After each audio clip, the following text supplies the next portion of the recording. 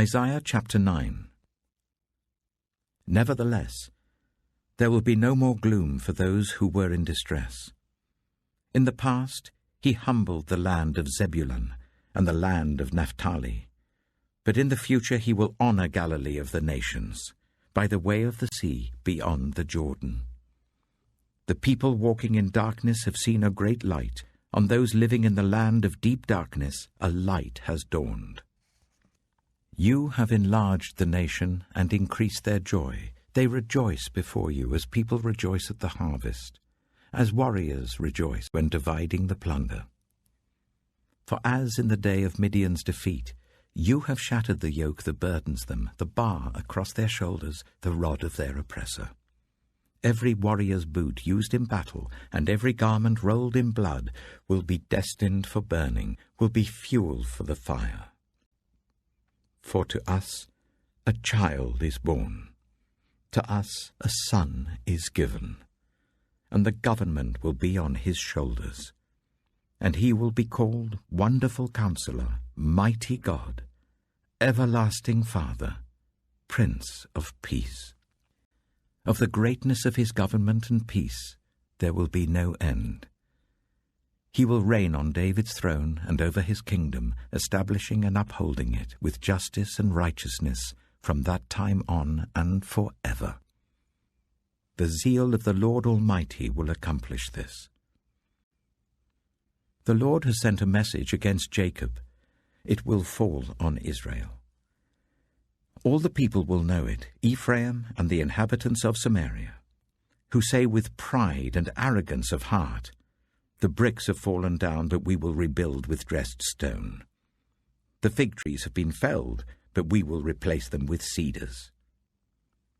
But the Lord has strengthened Reason's foes against them, and has spurred their enemies on. Arameans from the east and Philistines from the west have devoured Israel with open mouth. Yet for all this, his anger is not turned away. His hand is still upraised. But the people have not returned to him who struck them, nor have they sought the Lord Almighty. So the Lord will cut off from Israel both head and tail, both palm branch and reed, in a single day. The elders and dignitaries are the head, the prophets who teach lies are the tail. Those who guide this people mislead them, and those who are guided are led astray. Therefore the Lord will take no pleasure in the young men, nor will he pity the fatherless and widows. For everyone is ungodly and wicked, every mouth speaks folly. Yet for all this, his anger is not turned away. His hand is still upraised. Surely wickedness burns like a fire. It consumes briars and thorns. It sets the forest thickets ablaze, so that it rolls upwards in a column of smoke. By the wrath of the Lord Almighty the land will be scorched, and the people will be fuel for the fire. They will not spare one another. On the right they will devour, but still be hungry. On the left they will eat, but not be satisfied. Each will feed on the flesh of their own offspring. Manasseh will feed on Ephraim, and Ephraim on Manasseh. Together they will turn against Judah. Yet for all this, his anger is not turned away. His hand is still upraised.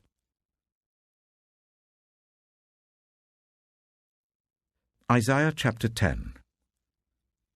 Woe to those who make unjust laws, to those who issue oppressive decrees, to deprive the poor of their rights and withhold justice from the oppressed of my people, making widows their prey and robbing the fatherless.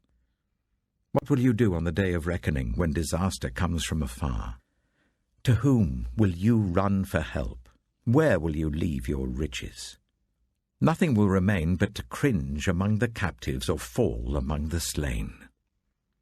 Yet for all this, his anger is not turned away. His hand is still upraised. Woe to the Assyrian, the rod of my anger, in whose hand is the club of my wrath. I send him against a godless nation. I dispatch him against a people who anger me, to seize loot and snatch plunder, and to trample them down like mud in the streets. But this is not what he intends. This is not what he has in mind. His purpose is to destroy, to put an end to many nations. Are not my commanders all kings? He says.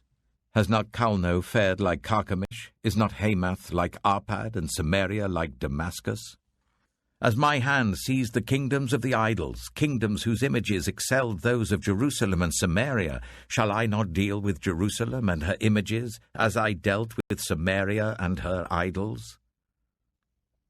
When the Lord has finished all his work against Mount Zion and Jerusalem, he will say, I will punish the king of Assyria for the willful pride of his heart and the haughty look in his eyes. For he says, By the strength of my hand I have done this, and by my wisdom, because I have understanding. I removed the boundaries of nations, I plundered their treasures. Like a mighty one, I subdued their kings. As one reaches into a nest, so my hand reached for the wealth of the nations. As people gather abandoned eggs, so I gathered all the countries.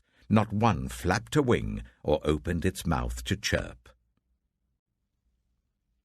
Does the axe raise itself above the person who swings it? Or the saw boast against the one who uses it? As if a rod were to wield the person who lifts it up, or a club brandish the one who is not wood. Therefore the Lord Almighty, will send a wasting disease upon his sturdy warriors. Under his pomp a fire will be kindled like a blazing flame. The light of Israel will become a fire, the Holy One a flame. In a single day it will burn and consume his thorns and his briars. The splendor of his forests and fertile fields it will completely destroy, as when one who is ill wastes away. And the remaining trees of his forests will be so few that a child could write them down. In that day, the remnant of Israel, the survivors of Jacob, will no longer rely on him who struck them down, but will truly rely on the Lord, the Holy One of Israel.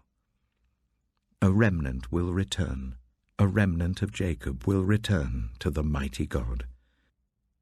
Though your people be like the sand by the sea, Israel, only a remnant will return. Destruction has been decreed, overwhelming and righteous.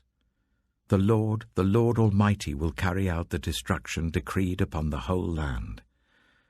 Therefore this is what the Lord Almighty says. My people who live in Zion, do not be afraid of the Assyrians who beat you with a rod and lift up a club against you as Egypt did. Very soon my anger against you will end, and my wrath will be directed to their destruction. The Lord Almighty will lash them with a whip, as when he struck down Midian at the rock of Oreb, and he will raise his staff over the waters as he did in Egypt. In that day their burden will be lifted from your shoulders, their yoke from your neck. The yoke will be broken because you have grown so fat. They enter Aiath. They pass through Migron. They store supplies at Michmash. They go over the pass and say, We will camp overnight at Jeba. Ramah trembles. Gibeah of Saul flees. Cry out, daughter Garlim. Listen, Laisha. Poor Anathoth. Madmenah is in flight. The people of Jebim take cover. This day they will halt at Nob. They will shake their fist at the mount of daughter Zion, at the hill of Jerusalem. See, the Lord Almighty, will lop off the boughs with great power. The lofty trees will be felled. The tall ones will be brought low. He will cut down the forest thickets with an axe. Lebanon will fall before the mighty one.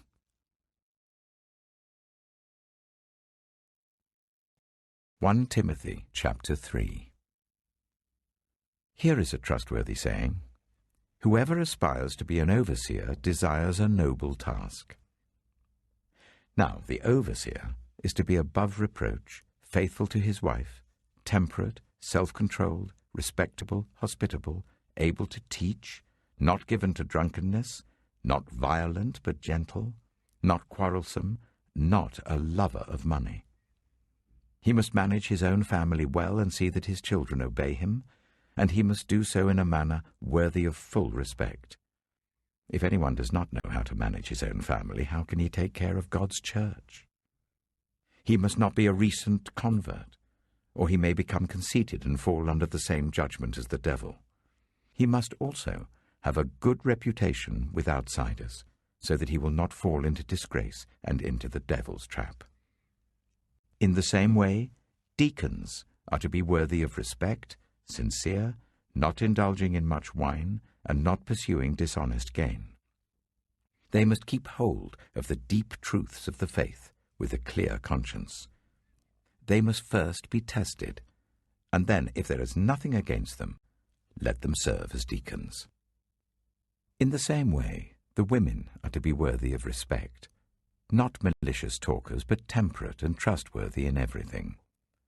A deacon must be faithful to his wife and must manage his children and his household well. Those who have served well gain an excellent standing and great assurance in their faith in Christ Jesus. Although I hope to come to you soon, I'm writing to you with these instructions so that if I am delayed, you will know how people ought to conduct themselves in God's household, which is the church of the living God, the pillar and foundation of the truth.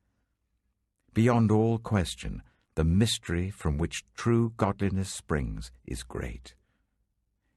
He appeared in the flesh, was vindicated by the Spirit, was seen by angels, was preached among the nations, was believed on in the world, was taken up in glory.